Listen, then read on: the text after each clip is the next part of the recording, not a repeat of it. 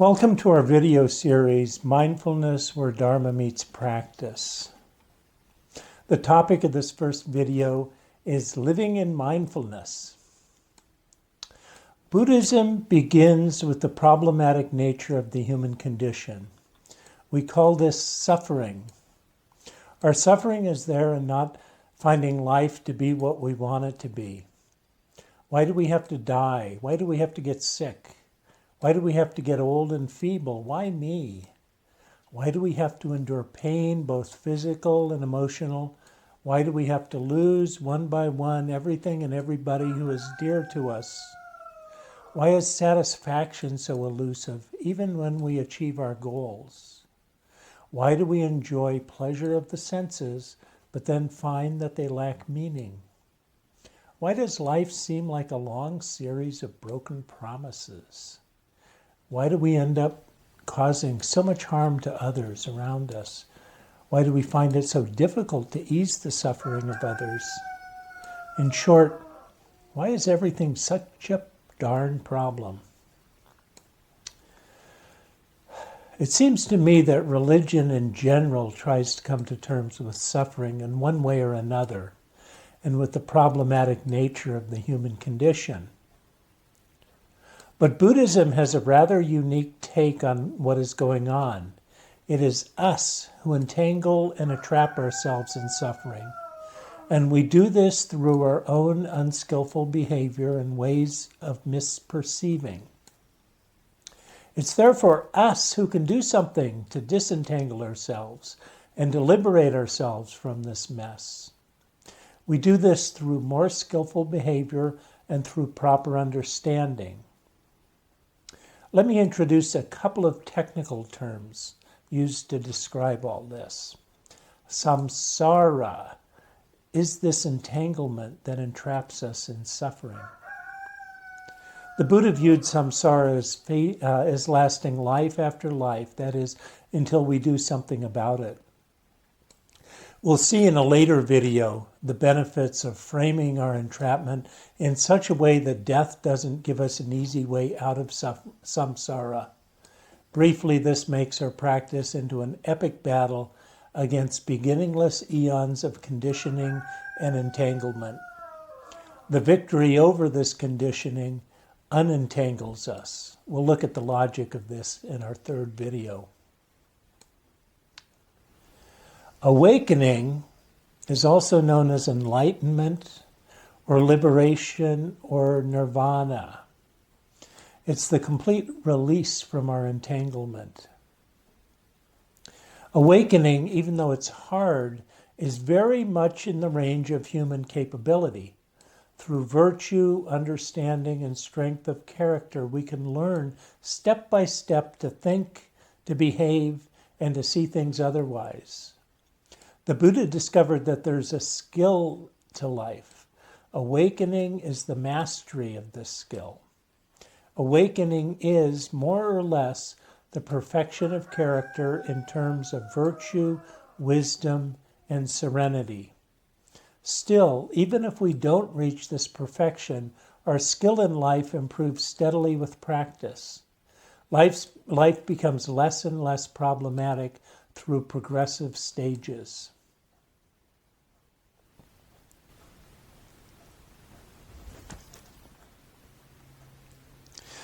The skill of life.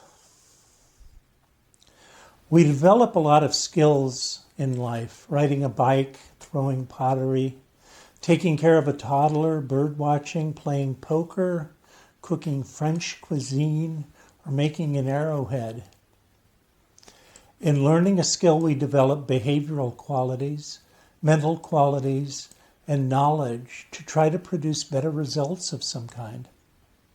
And we begin to see that there are, broadly speaking, right ways to reach these results and wrong ways that fail to reach these results. We depend on teachers, on the wisdom of the ages, and on what we figure out ourselves to tell the difference. Without proper training in the right and wrong ways of doing things, we might still be able to cook a meal, but not an appetizing one. We might be able to produce a teapot out of clay, but neither a beautiful nor a functional one. We might be able to accomplish life's tasks and to experience some of what life offers, but not with fulfillment and delight, nor without causing harm to others. What we do in Buddhism is the same as what the potter does, except that we shape our characters and our lives rather than clay. To do this, we distinguish the right or skillful way from the wrong or unskillful. But unlike mundane practices, Buddhism deals with the ultimate concerns of life. It might be considered the skill of life itself. Buddhism offers a gradual course of training that leads to the improvement and eventual mastery of living this life. It defines the practices, principles, values, attitudes, and ways of framing things that lead to the mastery of the skill of life. Let's continue to lay down our technical vocabulary so we can talk about the basic components of Buddhist practice. These terms could just as well apply to almost any kind of non-Buddhist skill. Karma is intentional action, actions that involve choices or decisions. Karma applies not just to bodily actions or verbal actions, but also, very importantly, to mental actions. Examples of mental actions are thoughts, perceptions, conceptualizations, and plans, since we also make choices in realizing these. Anything we undertake intentionally is therefore karma. Since practice is something we do intentionally, our practice is karma. Sitting on a cushion and reading Dharma books are karma. But so is picking someone's pocket or giving a sandwich to a hungry hobo. Generally, I'll use the word action interchangeably with karma. It's important to note that we are often unaware or barely aware of our karmic choices even while we're making them. We often describe ourselves as being on autopilot while we make a complex series of decisions. For instance, while we drive to work, usually with distracted minds already in spirit at our destination, or else in the clouds, it's still karma. Skillful or wholesome action is karma that supports our development of beneficial qualities and moves us toward awakening. Wholesome action is good practice. It is usually identified through the quality of the intention behind the action. For instance, kindness or renunciation. An example of a wholesome action is giving a sandwich to a hungry hobo or meditating on kindness. Unskillful or unwholesome action is karma that determines our development or beneficial qualities and moves us away from awakening. Unwholesome karma is bad practice. An example is picking someone's pocket or plotting revenge. Broadly speaking, what is unskillful is motivated by greed, aversion, or delusion, and what is skillful lacks these roots. More about this in the next video. Dharma, also known as doctrine or teaching, serves solely as a guide to skillful practice. It sets the parameters of skillful practice. This is like how a cookbook supports successful cooking. As we engage in practice, we make choices over and over about what tasks we should perform in evolving circumstances. Our practice is successful to the extent that we choose and perform skillful actions and avoid unskillful actions. The Dharma is a guide to skillful karma. There are two important aspects of such actions: recollection and effort. Recollection or mindfulness, I'll use both terms interchangeably, is having learned something in the past, bringing it to mind, and keeping it in mind. With respect to the Dharma, we'll see that recollecting the qualities of the Buddha, recalling the precept not to kill, remembering that craving is the origin of suffering, and simply remembering to keep the mind on the breath are all instances of skillful recollection. Typically, we bring teaching to mind that is appropriate to the current situation. For instance, while we make an ethical choice to squish or not to squish. This aspect of practice is described by the Buddha like this.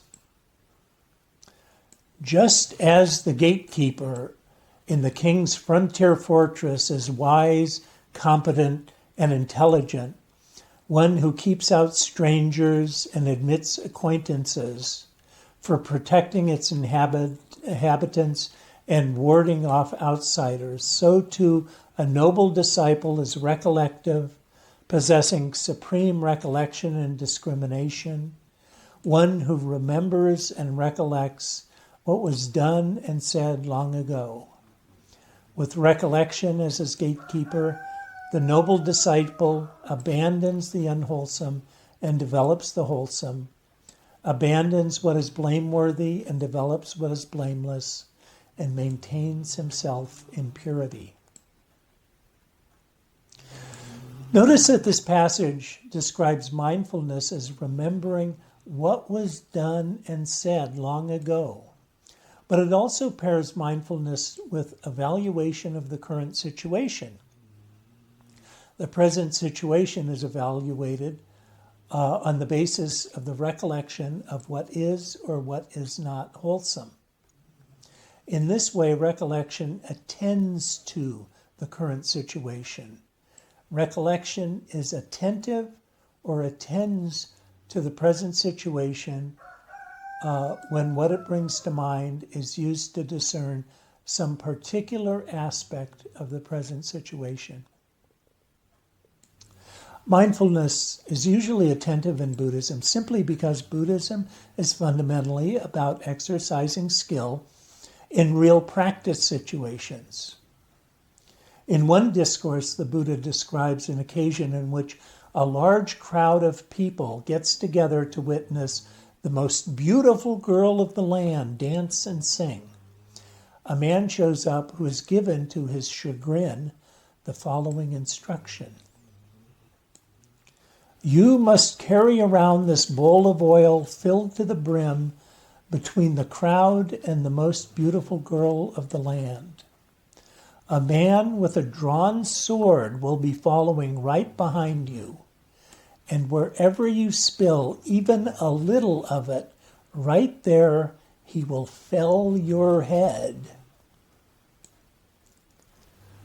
The Buddha assesses that the man will not likely stop attending to that bowl of oil, that he will not be distracted by the dance and song of the most beautiful girl of the land. The Buddha then asks his monks to practice mindfulness like that, directed at the body. This shows the important role of non-distraction in attentive recollection. In this case, what is borne in mind is what was just recently said, the single task at hand, its parameters, and its motivation. If the Dharma is a cookbook, then recollection as a factor in Buddhist practice must be turned to the right page at any given time. For instance, maybe how to flambe. Recollection must be attentive in order to bring to mind what is relevant in the present context. Mindfulness in Buddhism is, simply put, where Dharma hits the road of practice. For example, mindfulness might act as a gatekeeper when the impulse arises, yikes, a twiddlebug, whap, to assault a living being. It brings to mind the first of the 5 precepts, which provides guidance in the current situation. that WAP is unskillful. We will see that as we develop our skill, much of what we are mindful of may be implications of the Dharma that we discover for ourselves in our own experience. Effort is endeavoring to achieve or develop what is skillful and to avoiding or getting rid of what is not skillful, according to the standards that one brings to mind.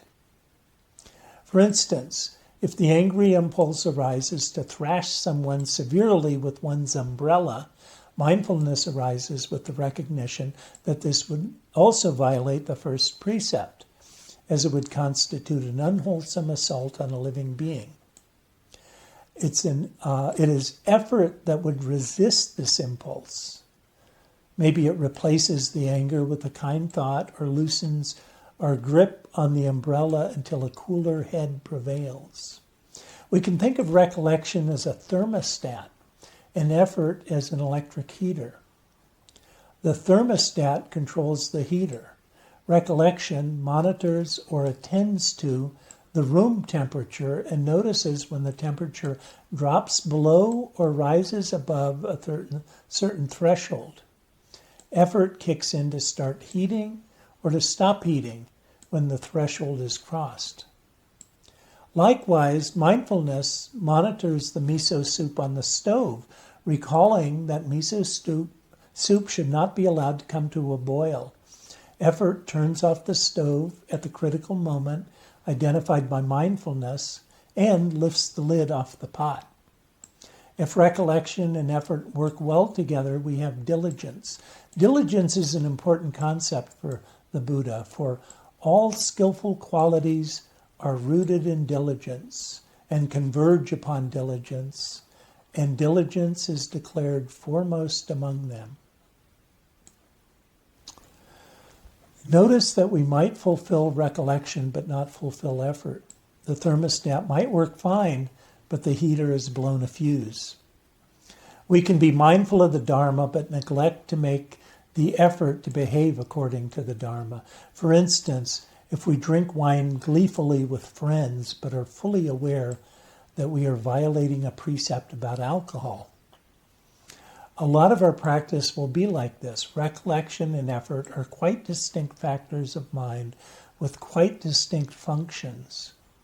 But after recollection, effort can choose whether to uphold or shirk.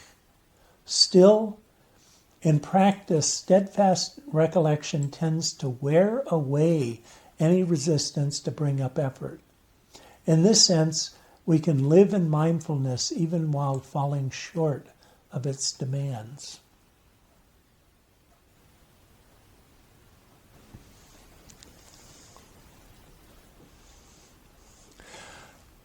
The fruits of practice. Why do we practice the Dharma at all, or any other skill for that matter? In short, because we expect to get something out of it. The result or fruit of an action is the short or long-term benefit or detriment to ourselves that plays out as a consequence of that action. But are we looking for something for ourselves or for others? We can identify 4 possibilities in this respect, all of which seem to show up for various non-Buddhist practices and habitual behaviors. First, a practice might produce no benefit for me or anyone else. We often call this a bad habit when it actually brings harm, like smoking, like drinking oneself under the table, or like getting into street fights. That people engage in these activities anyway speaks to the depth of human confusion. Second, a practice might provide some benefit for me, but not for other beings, like hunting or like picking someone's pocket. Third, a practice might provide some benefit for others, but little to me, like breaking rocks in a chain gang, or like working overtime under duress so that my boss can go golfing over the weekend. Fourth and finally, the benefit of a practice for others might be the same as its benefit for me. Feeding outdoor birds or indoor pets or taking care of our own children fit into this win-win category. A lot of amateur chefs and grandmothers likewise experience personal satisfaction from their skill and effort in the bright faces, delighted smiles, and smacking of lips and positive comments of the satiated. Buddhist practice fits squarely into this last win-win category. What is skillful is of benefit to oneself and to others as well, and what is unskillful is of harm to one and to others as well. Buddhist practice is most fundamentally about ethics, and therefore about being harmless and of service to others in the world. Benefit to ourselves and to others are intimately linked, and when developed together produce a kind of character that is outwardly kind and compassionate and ultimately saintly, and that inwardly has an abiding sense of satisfaction and delight, along with wisdom and compassion. In the end, Buddhist practice can lead to the perfection of the human character, to what we call awakening. What's skillful tends at the same time to benefit both self and others, while what is unskillful is to the detriment of both. This aspect of the fruit of our actions is described by the Buddha. I am the owner of my actions, heir to my actions, born of my actions, related through my actions, and have my actions as my arbitrator. Whatever I do for good or for evil, to that I will fall heir. Notice that this makes clear that our development is a product of our actions, all of our actions, of body, speech, and mind. In what sense are we the heir? We gain some understanding of this through the idea of old karma. Old karma is the accumulation of long-term results or fruits that remain with us from past actions to our future well-being or detriment. I find it helpful to think of new karma as shaping a landscape by driving an ox cart back and forth and all around. The karmic wheels create ruts that depend on our choices, and these tracks are old karma.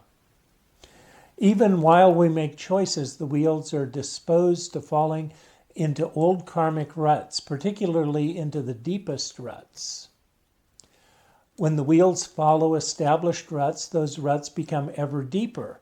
Unfortunately, these ruts are most typically the products of an unskillful search for personal advantage. These ruts tend to perpetuate themselves into the future until proper practice does something about them.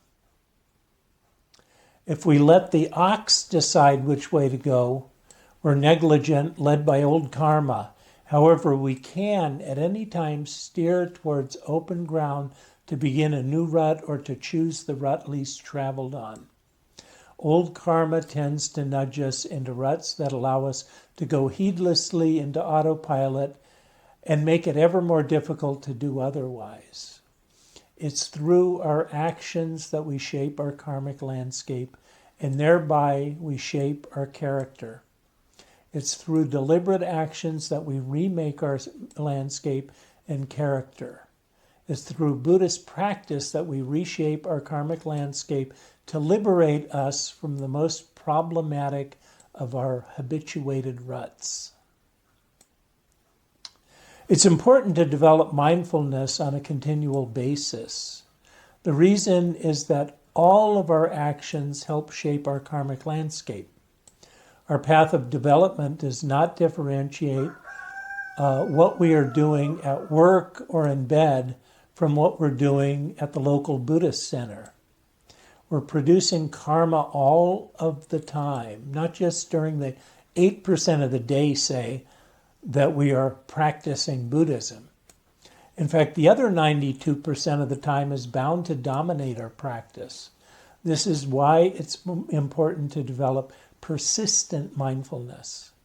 This is why it's important to learn to live in mindfulness throughout the day. Suppose you're knitting a sweater. You have maybe an hour every evening to work on it. So it takes a number of weeks to finish. Normally, you might put it aside when you have other things to do, and then pick it up later and keep knitting from where you left off.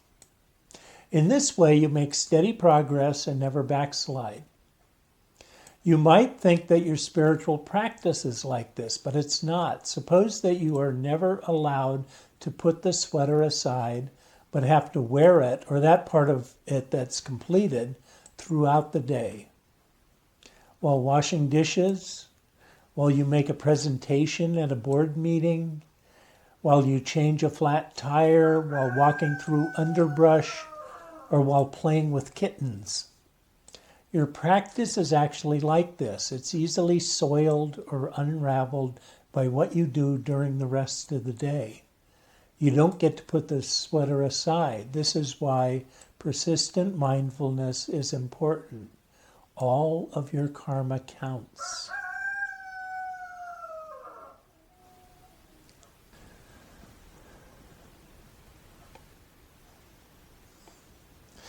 The scope of Buddhist practice. We've talked about skill, but what is this Dharma we should be continually recollecting? The Dharma guides us to what is skillful and unskillful.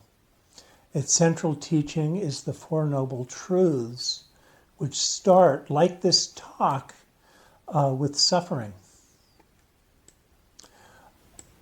The Four Noble Truths are the truth of suffering, the truth of the cause of suffering, the truth of the cessation of suffering, and the truth of the way to the cessation of suffering. Truth suggests propositions we're invited to accept, but the Buddha turns these immediately into practice tasks. For the truth of suffering, our task is to understand our suffering. Understanding or insight is, in fact, the main engine of skill acquisition for Buddhists. For the truth of the cause of suffering, which we're told is craving, our task is to abolish its cause. Recognizing causal relations is how we disentangled the tangle of samsara. We often loose up a particularly difficult snarl by first teasing apart another knot that's easier. Part of our understanding suffering is to understand the conditions under which it arises.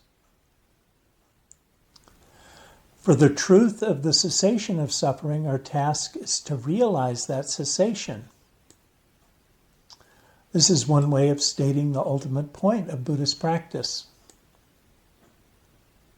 For the truth of the way to the cessation of suffering, which we're told is the Noble Eightfold Path, our task is to develop, that is, to practice and master that path. The framework of the Four Noble Truths and the Noble Eightfold Path illustrates how Dharma is a scaffold for practice. Each teaching is a pointer to a specific aspect of practice. The 8 path practices are as follows. Right understanding is a correct understanding of the Dharma acquired through reading or listening, study, reflection, and deep examination. Right understanding is how we understand the cookbook of practice as we internalize it level by level.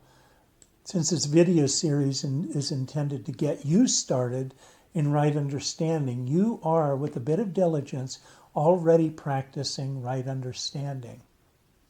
Although based in Dharma, right understanding is not the Dharma itself, but our deepening, living understanding of the Dharma. Properly speaking, recollection bears right understanding in mind, not just Dharma. But for simplicity, I'll continue to talk about mindfulness of Dharma. There's a skill to acquiring right understanding, just as there's a skill to the study, research, and reflection, which we'd need, say, to get an A in a college class.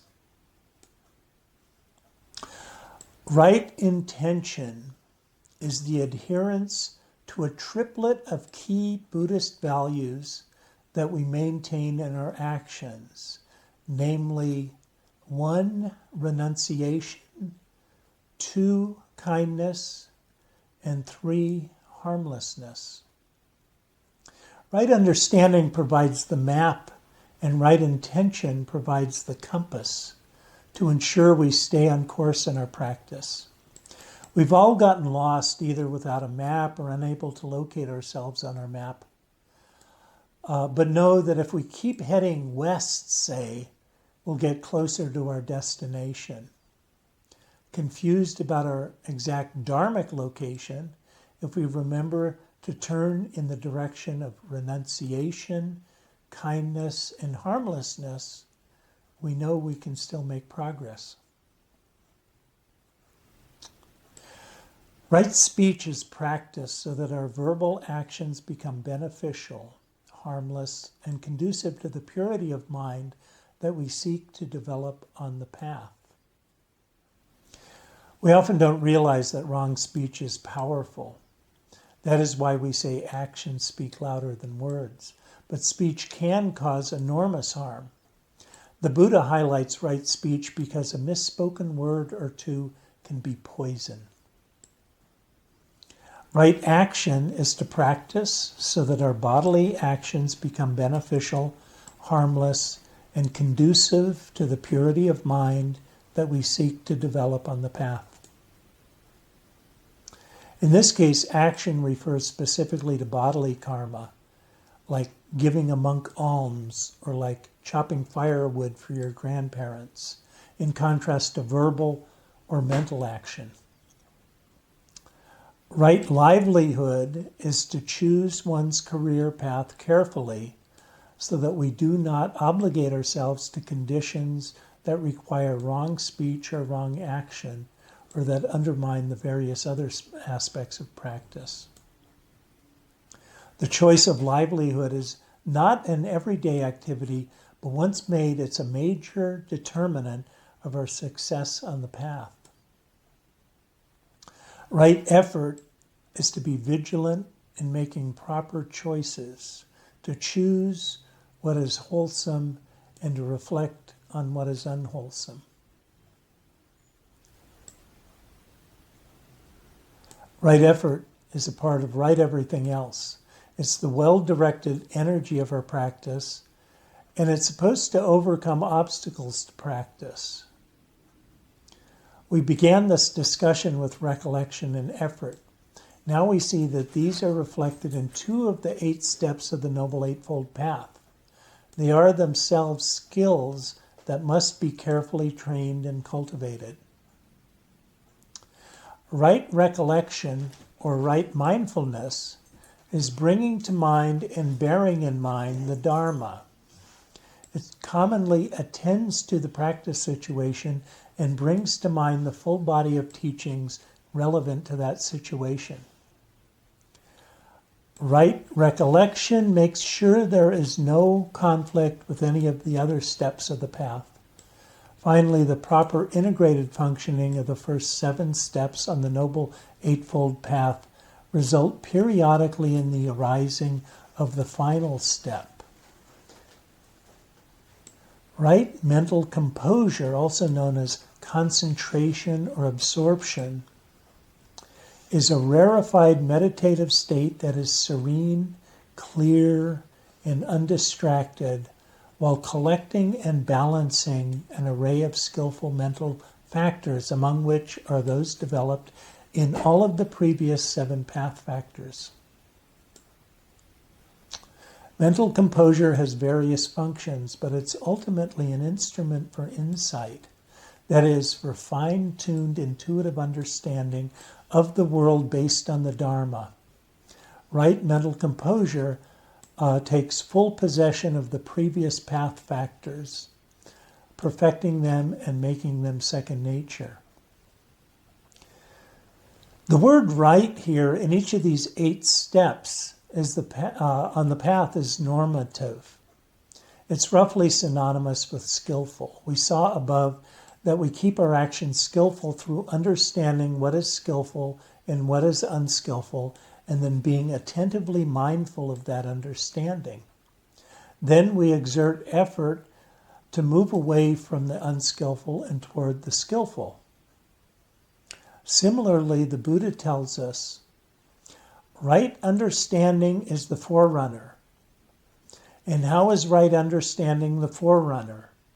One discerns wrong action as wrong action, and right action as right action. One tries to abandon wrong action and enter into right action. This is one's right effort.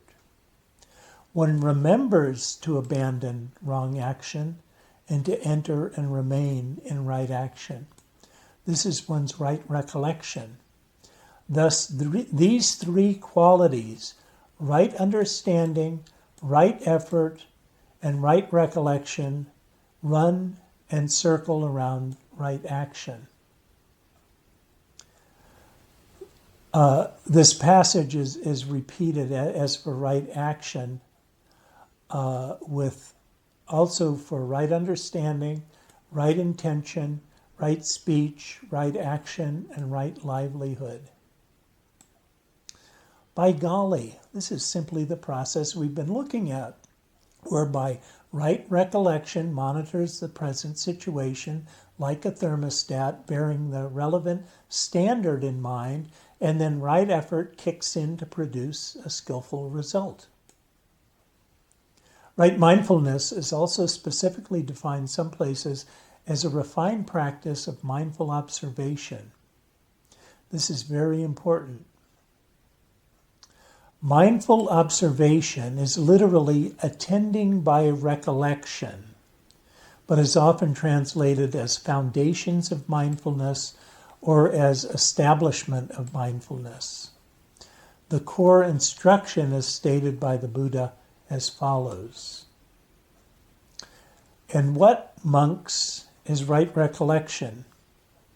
Here, monks, a monk dwells observing the body in the body, ardent, clearly comprehending, recollective, having removed covetousness and displeasure in regard to the world. He dwells observing feelings and feelings. He dwells observing mind and mind. He dwells observing phenomena in phenomena, ardent, clearly comprehending, recollective, having removed covetousness and displeasure in regard to the world. This is right mindfulness. It's important to point out that here, in one of the best-known passages of the entire early Buddhist texts, right mindfulness is defined as a task of observation that involves recollection. But recollection is only one of a cluster of factors. Observation adds a new layer to recollection, asking us to back up one step from our world of experience or activity with full awareness. This is a powerful practice and the seat of introspection in Buddhism. Rather than just breathe, we observe that we are breathing. Rather than just walk, we observe that we are walking. Rather than just think, we observe that we are thinking.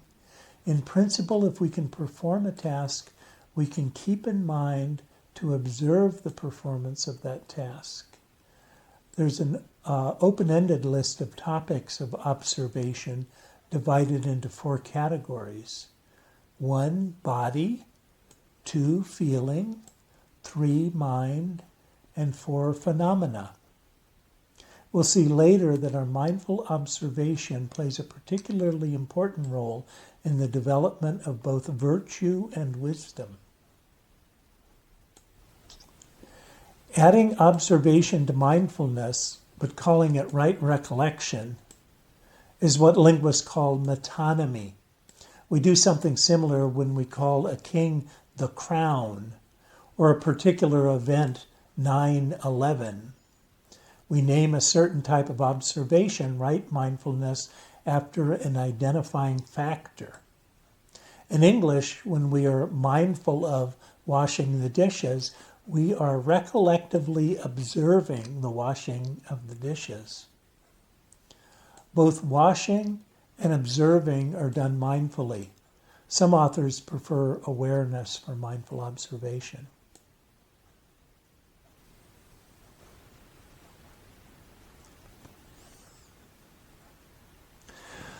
Cultivating general mindfulness. Recollection is itself a skill to be learned and cultivated.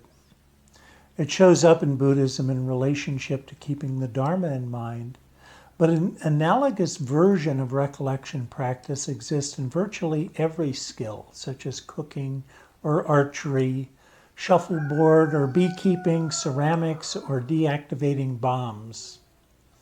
I imagine that certain kinds of provocative women's clothing require a lot of mindfulness.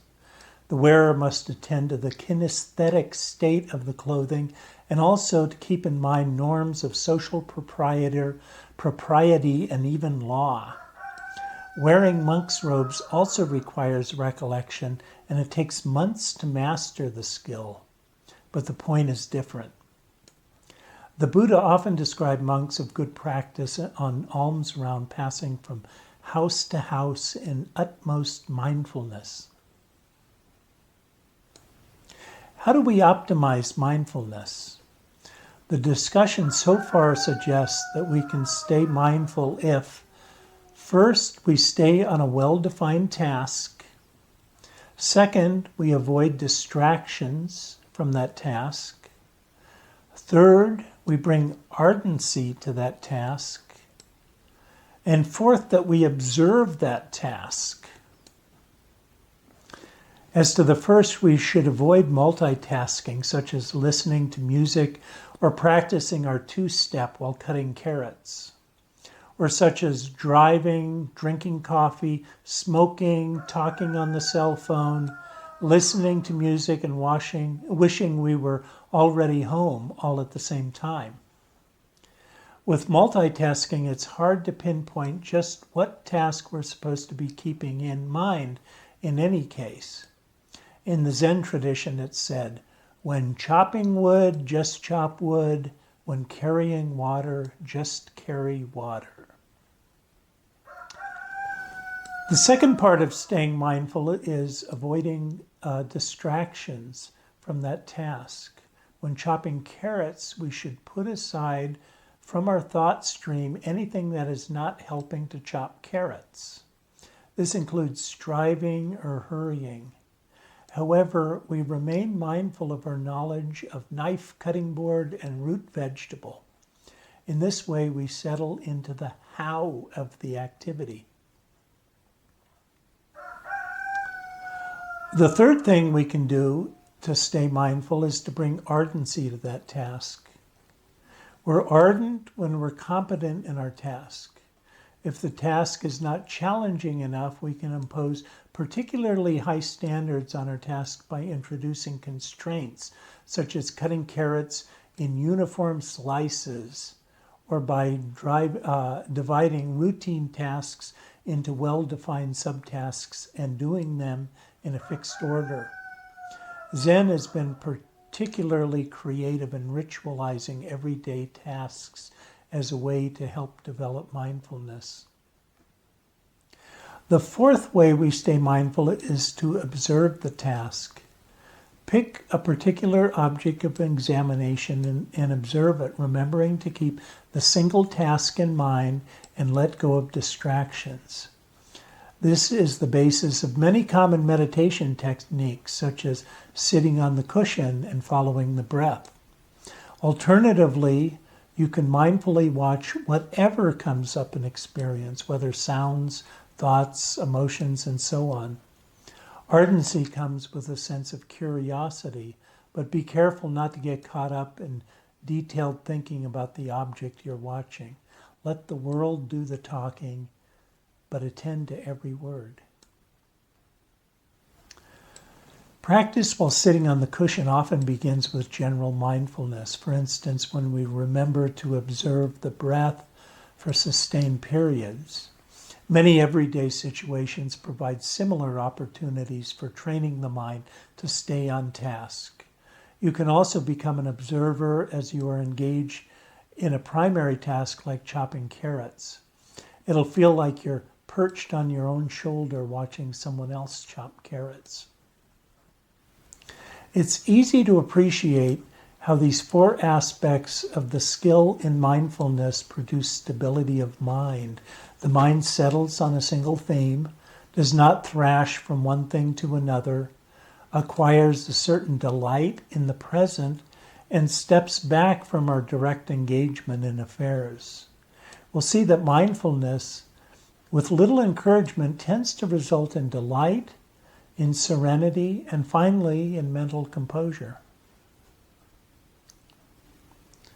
What is being present? Modern literature often describes mindfulness as being in the present moment, even though mindfulness recollects the past. Let's look at this. The present is suspended between past and future, and any task we perform there is potentially conditioned by either past or future concerns, or both. Avoiding distractions in mindfulness causes a shift in what happens in the present moment. The past concerns communicated through mindfulness are typically learned values, standards, and techniques. They define the how of the present task. The future concerns, on the other hand, generally take the form of self-concerned striving in response to the fears and desires that drive the task. They define the why of the task. Ideally, mindfulness attends to the needs of the task at hand, while striving attends to the neediness of me. While mindfulness upholds, striving contrives. Now, striving counts as an unskillful distraction as we try to be mindful. Therefore, the why drops out of mind while the how remains. This nudges the motivational structure of the task. We inhabit the task as something satisfying and pursuing well, rather than utilizing the task for some purpose outside of the task itself. This is why this video is called Living in Mindfulness. As we live in mindfulness, me tends to get lost in the task at hand. For instance, if our action is washing dishes, mindfulness brings to mind an array of knowledge and experience about which implement to scrub with, about how much detergent to use, about how much force to exert, about how hot the water should be, and so on. Without mindfulness, our future concerns might induce us to hurry through the job so we can have some real fun, or to look forward to the praise we will receive for having washed the dishes. Thich Nhat Hanh tells us that it is best if we wash the dishes in order to wash the dishes, rather than in order to have clean dishes. This makes washing the dishes more an act of devotion rather than a utilitarian act. In washing, in order to wash, mindfulness rather than striving becomes the guide. Similarly, a sales employee named Bob in a clothing store can be mindful of the inventory, color schemes, current fashions, and so on. At the same time, he is intent on getting a commission for a successful sale and worried about doing something that will get him fired. When Bob is worried about being fired or anxious for a bonus, he has been known to cut corners and lie a little to the customer, sometimes to overcharge, all out of striving. But with mindfulness training, Bob is more likely to be diligent, upright, and honest in his approach to his job. He might still get fired, but it's actually more likely for his boss, admiring his greater competence in the acclaim of customers, to give him a raise.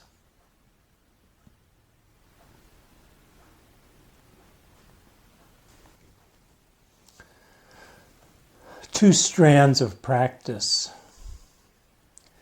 There are two intertwined strands of development in the Noble Eightfold Path. One is virtue and the other is wisdom. Virtue is also known as ethics or morality, and is clearly the subject of the path factors of right speech, right action, and right livelihood. Also, right intention sets limits on skillful action across the board within the parameters of renunciation, kindness, and harmlessness. And then right understanding, right effort, and right mindfulness are helpers in practicing all of these virtue-related path factors. The strand of wisdom begins in right understanding of how we otherwise misinterpret our circumstances, the world, our own minds, ourselves, and then behave on the basis of those misinterpretations. Delusion underlies our impulses toward what is unskillful, and virtue helps rid us of the perceptual distortion associated with self-centeredness. Therefore, virtue and wisdom develop together. Virtue largely through reconditioning our behaviors according to Dharma, and wisdom through investigation of our mind in the light of Dharma.